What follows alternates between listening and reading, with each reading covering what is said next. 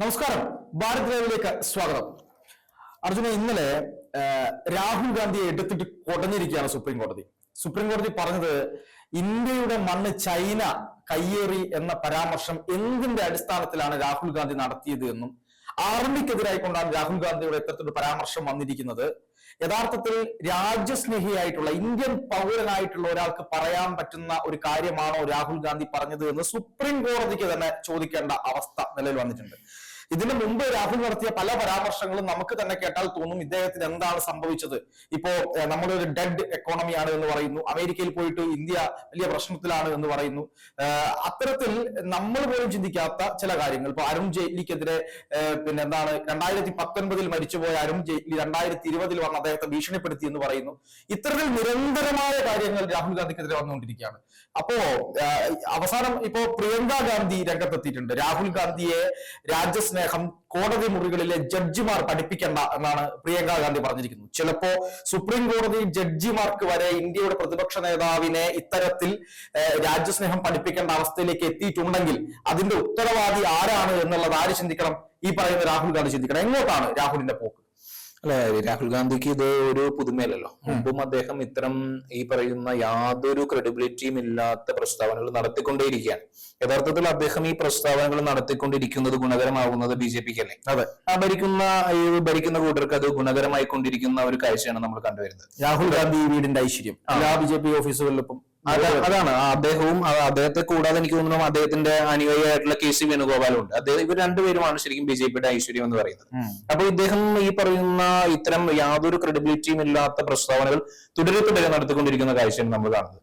ഇപ്പൊ ഏറ്റവും കൂടുതൽ ഇതിനു മുന്നേ അദ്ദേഹം നടത്തിയത് ഈ പറയുന്ന ട്രംപിന്റെ ആ ഒരു പ്രസ്താവനയെ അംഗീകരിച്ചുകൊണ്ട് അതിനെ പിന്തുണച്ചുകൊണ്ട് അദ്ദേഹം രംഗത്ത് വരികയായിരുന്നു ചെയ്തത്. പക്ഷേ യഥാർത്ഥത്തിൽ നമ്മൾ മനസ്സിലാക്കണം, ഇദ്ദേഹം ഇലക്ഷൻ കമ്മീഷന് കൊടുത്ത ഡീറ്റെയിൽസ് ഉണ്ട്. അതിൽ ഇദ്ദേഹം ഇന്ത്യയുടെ സ്റ്റോക്ക് മാർക്കറ്റുകളിലും പല സ്റ്റോക്കുകളിലും ഇത് ഇൻവെസ്റ്റ് ചെയ്തിട്ടുണ്ട്. അത് ബജാജ് ഉൾപ്പെടെ, അതോടൊപ്പം തന്നെ ഡോക്ടർ ലാൽ പാത്വേർ ലാബ്സ് ഉൾപ്പെടെ പല സ്റ്റോക്കുകളിൽ ഇൻവെസ്റ്റ് ചെയ്തിട്ടുണ്ട്.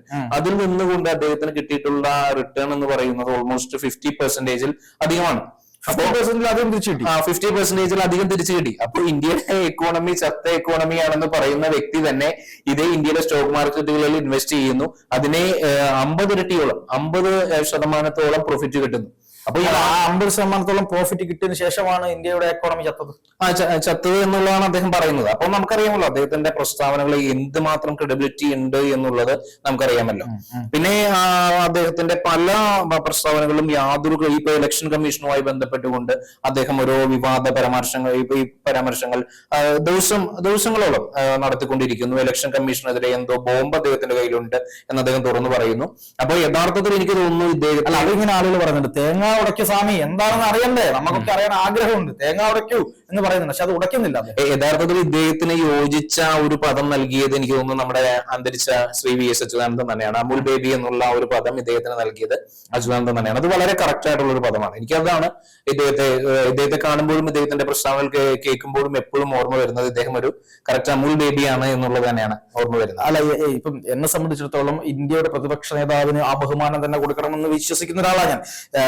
നിശ്ചയമായും എന്റെ ഈ എന്താ പറയുക, ഈ മാധ്യമ പ്രവർത്തന ജീവിതത്തിൽ ഒരുപാട് ചർച്ചകൾ രാഹുലിനെതിരെ നടക്കേണ്ടി വന്നിട്ടുണ്ടെങ്കിൽ പോലും ആ സമയത്തൊക്കെ രാഹുൽ ഗാന്ധി എന്ന് മാത്രമേ ഞാൻ വിളിച്ച് അഭിസംബോധന ചെയ്തിട്ടുള്ളൂ. പക്ഷേ ഇപ്പോ ഇത്തരം പരാമർശങ്ങൾ കാണുമ്പോൾ, മറ്റൊക്കെ നമുക്ക് രാഷ്ട്രീയപരമായ വിയോജിപ്പുകളായിരുന്നു, പക്ഷെ ഇത്തരം പരാമർശങ്ങൾ കാണുമ്പോൾ രാഹുൽ ഗാന്ധിക്ക് എവിടെയോ ഒരു മിസ്റ്റേക്ക് സംഭവിച്ചിരിക്കുന്നു. അല്ലെങ്കിൽ ഇങ്ങനെ രാഹുൽ ഗാന്ധി ഒരിക്കലും പറയില്ല. ഇപ്പം അരുൺ ജെയ്റ്റ്ലിയുടെ കാര്യത്തിൽ കൃത്യമായിട്ട് നമുക്ക് ഡാറ്റ നമ്മുടെ കയ്യിലുണ്ട്.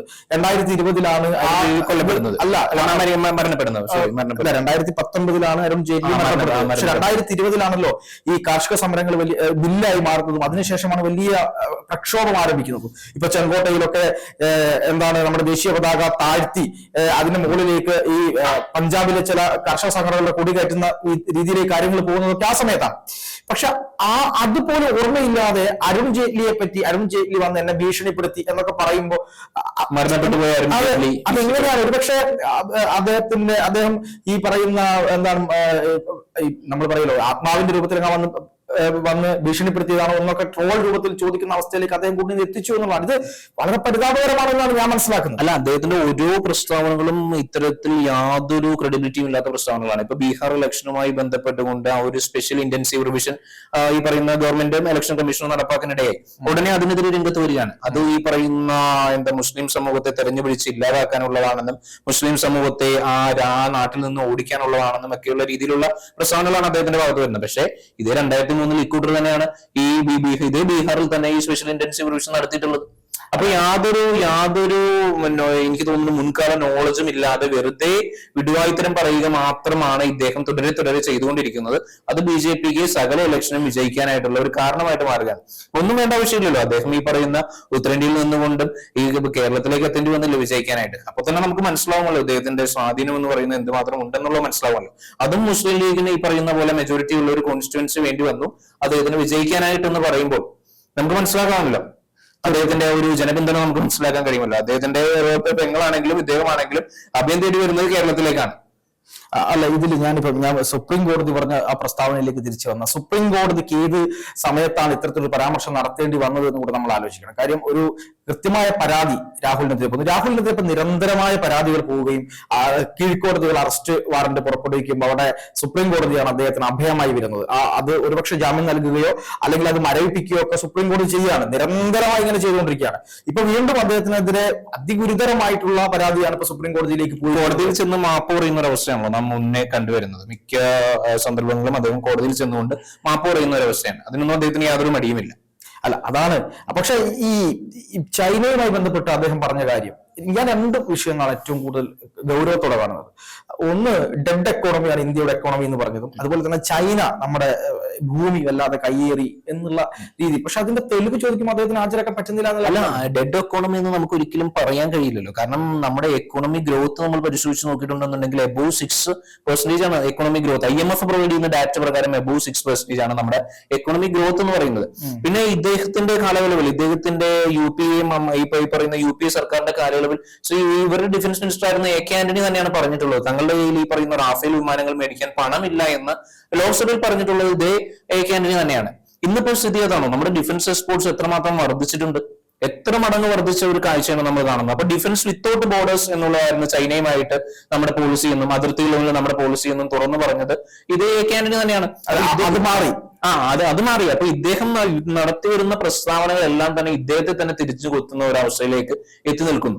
അല്ല, രാജ്യത്തിന്റെ പോളിസി, പ്രതിരോധ പോളിസി എന്താണ്, അതിർത്തിയുമായി ബന്ധപ്പെട്ട രീതികൾ എന്താണ് എന്ന് പോലും മനസ്സിലാക്കാത്ത ഒരു പ്രതിപക്ഷ നേതാവാണോ ഇരിക്കുന്നത് എന്നുള്ളത് പലപ്പോഴും തോന്നിയിട്ടുണ്ട്. അദ്ദേഹം പലപ്പോഴും ഈ രാജ്യസഭയിലൊക്കെ അല്ലെങ്കിൽ ഈ ലോക്സഭയിലൊക്കെ ഇരുന്നുകൊണ്ട് ഉറക്കം തോന്നുന്നത് കാണാറുണ്ട്. ചർച്ചകളിൽ പങ്കെടുക്കുന്ന സമയത്ത് അദ്ദേഹം ഉറക്കം തോന്നാറുണ്ട്. അപ്പൊ അദ്ദേഹത്തെ ആ സമയത്തൊക്കെ പല ആളുകളും പരിഹസിച്ചിരുന്നു. അപ്പൊ ഞാനൊക്കെ വിചാരിക്കുന്നത് മനുഷ്യന്മാരിങ്ങനെ നിരന്തരമായ ഒരു കാര്യം കേട്ടുകൊണ്ടിരിക്കുമ്പോൾ ചിലപ്പോൾ ഉറങ്ങിയൊക്കെ പോകും, ഒക്കെ സ്വാഭാവികമാണ്. പക്ഷെ അദ്ദേഹത്തിന് സ്വാഭാവികമായിട്ടുള്ള ഒരു പരിജ്ഞാനം ഇത്തരം കാര്യങ്ങളിൽ ഇല്ല എന്നുള്ളതാണ് ചില സമയത്തെ അദ്ദേഹത്തിന്റെ പ്രസ്താവനകൾ കാണുമ്പോൾ നമുക്ക് തോന്നിപ്പോകുന്നത്. പ്രധാനപ്പെട്ട അദ്ദേഹത്തിന്റെ അച്ഛനും അദ്ദേഹത്തിന്റെ മുത്തശ്ശിയും ജവഹർലാൽ നെഹ്റു ഉൾപ്പെടെയുള്ള കുടുംബങ്ങൾ ഇവിടെ പ്രധാനമന്ത്രിമാരായിരുന്ന ഒരു സ്ഥാനത്ത് അവർ ഒക്കെ സംസാരിച്ച വാക്കുകളുണ്ട്, അല്ലെങ്കിൽ അവരൊക്കെ നമ്മുടെ രാജ്യത്തിന് കൂടുതലുള്ള സംഭാവനകളുണ്ട്. അതിൽ നിന്നൊക്കെ എത്രയോ താഴേക്ക് പോകുന്നു രാഹുൽ ഗാന്ധി എന്നുള്ളതാണ് ഇതിലൂടെ നമുക്ക് മനസ്സിലാകുന്നത്. കാരണം ഒരു പരിധി വരെ രാഹുൽ ഗാന്ധിയെ സംരക്ഷിച്ച് നിർത്തിയ കോടതി പോലും അവസാനം രാഹുൽ ഗാന്ധിക്കെതിരെ സംസാരിക്കേണ്ട ഒരു അവസ്ഥയിലേക്ക് അദ്ദേഹം തന്നെ കാര്യങ്ങൾ കൊണ്ടുവന്ന് എത്തിക്കുന്നു എന്നുള്ളതാണ്. അപ്പൊ ഏറ്റവും ഒടുവിൽ അദ്ദേഹം ഡെഡ് എക്കോണമിയാണ് എന്ന് ട്രംപിന്റെ വാദങ്ങളെ അംഗീകരിച്ചതിനെ കുറിച്ചാണ് എനിക്ക് വളരെ ഖേദം തോന്നിയിട്ടുള്ളത്. കാരണം നമുക്കറിയാം നമ്മുടെ UN പോലും വളരെ വ്യക്തമായിട്ട് പറഞ്ഞിട്ടുണ്ട് ഇന്ത്യയിലെ ദാരിദ്ര്യ നിരക്ക് എന്ന് പറയുന്നത് ഈ പറയുന്ന അതീവ എക്സ്ട്രീം പോവർട്ടി എന്ന് പറയുന്നത് വലിയ തോതിൽ മാറ്റം വന്നിട്ടുണ്ട് എന്ന് പറഞ്ഞിട്ടുള്ളത് UN തന്നെയാണ്. അപ്പൊ ഇദ്ദേഹം എന്ത് അടിസ്ഥാനത്തിലാണോ ഇത്തരം പ്രസ്താവനകളെല്ലാം പിന്തുണയ്ക്കുന്നത് എന്ന് അദ്ദേഹത്തിന് പോലും അറിയില്ല. അപ്പൊ അതാണ് യഥാർത്ഥത്തിൽ ഈ പറയുന്ന ഒരു രാഷ്ട്രീയ പക്വതയില്ലായ്മയാണ് അദ്ദേഹത്തെ കേരളത്തിലേക്ക് എത്തിയത്. എന്നിട്ട് നമ്മൾ കേരളത്തിലെ ജനങ്ങൾ പ്രബുദ്ധരാണ് എന്ന് പറയുന്നു. ഇദ്ദേഹത്തെ പോലുള്ള വ്യക്തികളെ തെരഞ്ഞെടുക്കുന്ന ഇദ്ദേഹത്തിന്റെ സഹോദരിയെ പോലുള്ള വ്യക്തികളെ തെരഞ്ഞെടുക്കുന്ന ആ മണ്ഡലങ്ങളിലെ ജനങ്ങൾ വിഡ്ഢികളാവുകയാണ്. തുടരെ വ്യക്തികളാവുന്ന ഒരു കാഴ്ചയാണ് നമ്മൾ കണ്ടു. അല്ല, അതിൽ വേറെ കാര്യമുണ്ട്. പ്രിയങ്ക ഗാന്ധിയുടെ ഭാഗത്തുനിന്ന് ഇത്തരത്തിലുള്ള പ്രസ്താവനകളൊന്നും വലിയ രീതിയിൽ വരുന്നത് ഞാൻ കണ്ടിട്ടില്ല. അല്ല, പ്രിയങ്ക ഗാന്ധിയും രാഹുൽ ഗാന്ധിയും രണ്ട് വ്യക്തികളാണ്, രണ്ട് വ്യക്തിത്വങ്ങളാണ്. അല്ല, ഇതേ വ്യക്തികൾ തന്നെ അദാനിക്കെതിരെ തുറന്നടിക്കുന്ന ഒരു നമുക്ക് കാഴ്ച നമ്മൾ പലപ്പോഴും കണ്ടിട്ടുണ്ട്. ഇതേ പ്രിയങ്ക ഗാന്ധി തന്നെ പല മ്യൂച്വൽ ഫണ്ടുകളിൽ ഇൻവെസ്റ്റ് ചെയ്തിട്ടുണ്ട്. ഈ മ്യൂച്വൽ ഫണ്ടുകളിലെ ഫണ്ട് മാനേജേഴ്സ് പലരും ഇൻവെസ്റ്റ് ചെയ്തിരിക്കുന്നത് അദാനിയുടെ സ്റ്റോക്കുകളിൽ നിന്നുകൊണ്ടാണ്. അപ്പൊ ഇവർക്ക് ലാഭം കൊയ്യാൻ വേണ്ടിയിട്ട് അദാനിയുടെ സ്റ്റോക്കുകൾ ഇൻവെസ്റ്റ് ചെയ്യുന്നതിനൊന്നും യാതൊരു പ്രോബ്ലം ഇല്ല. അതല്ലാത്ത വേളയിൽ കോർപ്പറേറ്റുകൾക്കെന്നും അദാനി എന്നും മറ്റേതെന്നും മറിച്ചതെന്നും പറഞ്ഞുകൊണ്ട് വെറുതെ ഈ പറയുന്ന പോലെ യാതൊരു ക്രെഡിബിലിറ്റിയും ഇല്ലാത്ത ആരോപണങ്ങൾ ഉന്നയിക്കുകയാണ് ഈ കൂട്ടർ ചെയ്യുന്നത്. അല്ലെങ്കിൽ ഇവിടെ കോർപ്പറേറ്റുവൽക്കരണം തുടങ്ങിയതാരാണ്? കോൺഗ്രസിന്റെ കാലഘട്ടത്തിൽ തന്നെയാണ് കോർപ്പറേറ്റുവൽക്കരണം തുടങ്ങിയത്. അല്ലെങ്കിൽ കോർപ്പറേറ്റുവൽക്കരണം ഇല്ലായിരുന്നെങ്കിൽ ഇന്ത്യയുടെ അവസ്ഥ എന്താകുമായിരുന്നു? സ്റ്റോക്ക് എക്സ്ചേഞ്ചിനെ പറ്റി നമ്മൾ വലിയ രീതിയിൽ സംസാരിക്കുന്നുണ്ട്. ഇന്ത്യയുടെ പിന്നെ എന്താണ് നിഫ്റ്റിയെ പറ്റി നമ്മൾ അതാത് ദിവസത്തെ ബിസിനസ് വളർച്ചയെ പറ്റിയൊക്കെ നമ്മൾ സംസാരിക്കുന്നുണ്ട്. ഈ കോർപ്പറേറ്റ് വൽക്കരണം ഇല്ലായിരുന്നെങ്കിൽ നമ്മൾ ഈ പറയുന്ന സോഷ്യലിസ്റ്റ് മനോഭാവത്തിലൂടെയാണ് പോകുന്നതെങ്കിൽ ഇന്ന് ഈ പിന്നെ എന്താണ് ലാറ്റിൻ അമേരിക്കൻ രാജ്യങ്ങളൊക്കെ ഏത് അവസ്ഥയിലാണ് നിൽക്കുന്നത് നമുക്ക് അറിഞ്ഞുകൂടെ? കൃത്യമായിട്ട് അറിയാമല്ലോ.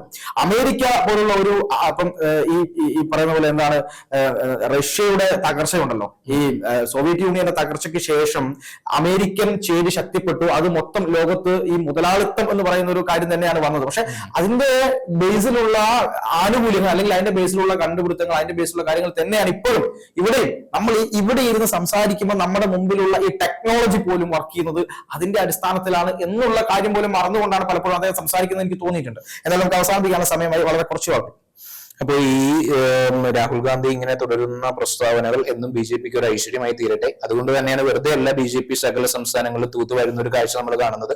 അതേ അവസ്ഥ തന്നെ ഇനി ബീഹാറിലും ആവർത്തിക്കട്ടെ എന്ന് മാത്രമേ പറയാനുള്ളൂ. തീർച്ചയായിട്ടും.